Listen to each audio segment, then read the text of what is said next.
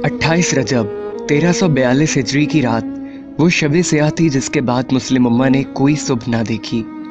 मुस्तफ़ा कमाल ने इस्तांबुल के गवर्नर को हुक्म दिया कि सुबह तुलू होने से पहले खलीफा अब्दुल मजीद तुर्की छोड़ चुके हों। इस हुक्म पर फौज और पुलिस की मदद से अमल दरामद किया गया और खलीफा को मजबूर कर दिया गया कि वो जिला वतन हो जाएं। 3 मार्च 1924 को सुबह ये ऐलान किया गया कि अजीम कौमी असम्बली ने खिलाफत के खात्मे और मजहब के दुनिया से अलहदगी के कानून की मंजूरी दे दी।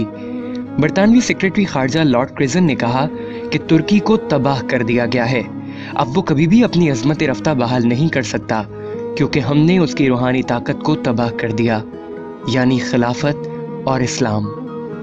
खिलाफत के खात्मे के बाद उम्मत की हालत ऐसी हो गई जैसे परवरिश तलब बच्चा अपने वालिदैन के साए से महरूम हो जाए और खुदगर्ज दुनिया में अपनी बका की जंग लड़ने के लिए तन्हा रह जाए। खिलाफत के खात्मे के साथ ही इस्तेमारी कुफार भूखे भेड़ियों और गिद्धों की तरह इस उम्मत पर हमलावर हो गए। उन्होंने इस उम्मत का खून चूसने के लिए एक दूसरे से लड़ने से भी गुरेज न किया।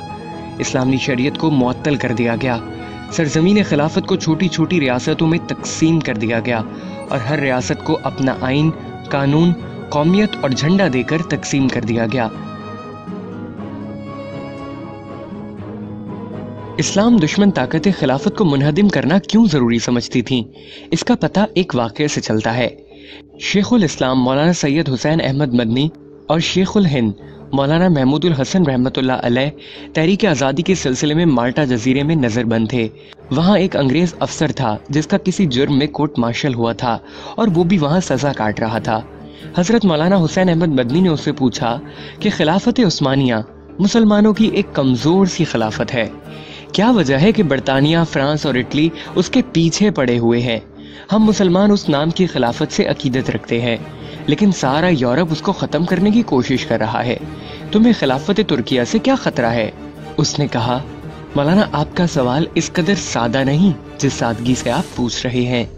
याद रखिए, खिलाफत उस्मानिया एक कमजोर सी खिलाफत है, मगर कुस्तुनतुनिया में बैठा हुआ खलीफा आज भी किसी गैर मुस्लिम मुल्क के खिलाफ ऐलान जंग कर दे तो मराकश से लेकर इंडोनेशिया तक मुसलमान नौजवानों की भर्ती शुरू हो जाएगी। सारा यूरोप इन 2 लफ्जों यानी खिलाफत और जिहाद से कांपता है। यूरोप के तमाम ममालिक मुत्तहिद होकर इन 2 लफ्जों की कुव्वत को खत्म करना चाहते हैं और उन्होंने ये कर दिखाया है।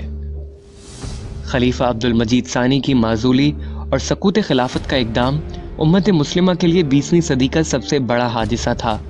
मुसलमानों का मुस्तकबिल तारीक हो गया। मुकामात मुक़द्दसा गयार के कब्जे में चले गए। आलम अरब में इसराइल ने जन्म लिया। पाकिस्तान 2 लख्त हुआ। अफगानिस्तान में आतिश फिशां फटा। बाबरी मस्जिद ने चीखो पुकार की। वादी कश्मीर मुसलमानों का मक्तल बन गई। इराक का अर्क निकाल दिया। लबनान खून में नहा गया। शाम और बर्मा के मजलूम मुसलमानों के खून से होली खेली जा रही है। मुसलमान यतीम और लावारिस हो गए। ज़रूरी है हमारे खवास व आम निज़ाम हयात और तर्ज़ हुकूमत लेने के लिए अक़वाम मग़रिब की तरफ हरीसाना नज़रों से देखने के बजाय अपना रिश्ता ताबनाक माजी से जोड़ लें और शाहराए खिलाफत पर गामज़न होकर एक हकीकत शनास मर्द कलंदर के इस कहे को सच्चा कर दिखाएं कि अपनी मिल्लत पे कयास अक़वाम मग़रिब से न कर, ख़ास है तरकीब में कौमे रसूल हाशमी।